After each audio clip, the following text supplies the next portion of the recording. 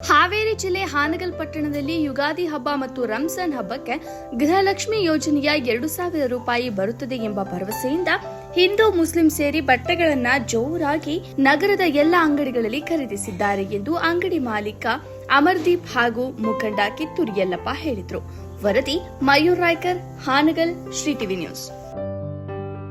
ಇವತ್ತು ಖುಷಿ ವಿಚಾರ ಏನಂದರೆ ರಂಜಾನು ಮತ್ತು ಯುಗಾದಿ ಹಬ್ಬ ಎರಡು ಹಿಂದೂ ಮುಸ್ಲಿಮ್ಸ್ ಬಾಂಧವರಿಗೆ ಎಲ್ಲರಿಗೂ ಖುಷಿ ವಿಚಾರ. ನನ್ನ ಕಡೆಯಿಂದ ಎಲ್ಲರಿಗೂ ಈದ್ ಮುಬಾರಕ್ ಮತ್ತು ಯುಗಾದಿ ಹಬ್ಬದ ಎಲ್ಲರಿಗೂ ಶುಭಾಶಯಗಳು.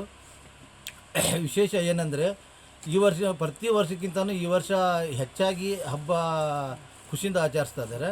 ಯಾಕಂದರೆ ಈ ಮಹಿಳೆಯರಿಗೆ ವಿಶೇಷವಾಗಿ ಗೃಹಲಕ್ಷ್ಮಿ ದುಡ್ಡು ಬಂದಿರಿಂದ ವ್ಯಾಪಾರ ಚೆನ್ನಾಗಿ ನಡೀತಾ ಐತೆ. ಖುಷಿಯಿಂದ ವ್ಯಾಪಾರ ಮಾಡ್ತಾ ಇದ್ದಾರೆ. ಎಲ್ಲಿ ನೋಡಿದ್ರು ಮಹಿಳೆಯರ ವ್ಯಾಪಾರ ಜೋರಾಗಿ ನಡೆದೈತಿ. ಯುಗಾದಿ ಹಬ್ಬ ಹಾಗೂ ರಂಜಾನ್ ಹಬ್ಬದ ಹಾರ್ದಿಕ ಶುಭಾಶಯಗಳು. ಎಲ್ಲ ವರ್ಷ ನಡೆದಂಗೆ ಈ ವರ್ಷವೂ ಎರಡು ಹಬ್ಬ ಸೇಮ್ ಬಂದಾಗಿಂದ ಅದಕ್ಕೋಸ್ಕರ ಎಲ್ಲ ಒಳ್ಳೆಯದಾಗೈತಿ. ಅನಂತರ ಈ ಗೃಹಲಕ್ಷ್ಮಿ ದುಡ್ಡುಗೋಸ್ಕೂ ಬಂದಿದ್ದು ಒಳ್ಳೆಯದಾಗೈತಿ.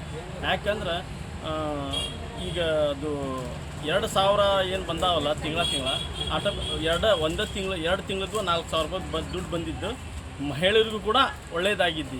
ವರ್ಷಕ್ಕಿಂತ ಈ ವರ್ಷ ವ್ಯಾಪಾರ ಚೆನ್ನಾಗಿದೆ. ಯುಗಾದಿ ರಂಜಾನ್ ಎರಡು ಸೇರಿ ಬಂತು, ಅಡ್ಡಿ ಇಲ್ಲ. ವ್ಯಾಪಾರ ಬಗ್ಗೆ ಏನು ಸಿಗ್ತಿಲ್ಲ. ಮಾರ್ಕೆಟ್ ಎಲ್ಲರಿಗೆಲ್ಲ ಒಳ್ಳೆಯದಾಗಿದೆ. ತುಂಬ ಎಲ್ಲರಿಗೂ ಧನ್ಯವಾದಗಳು.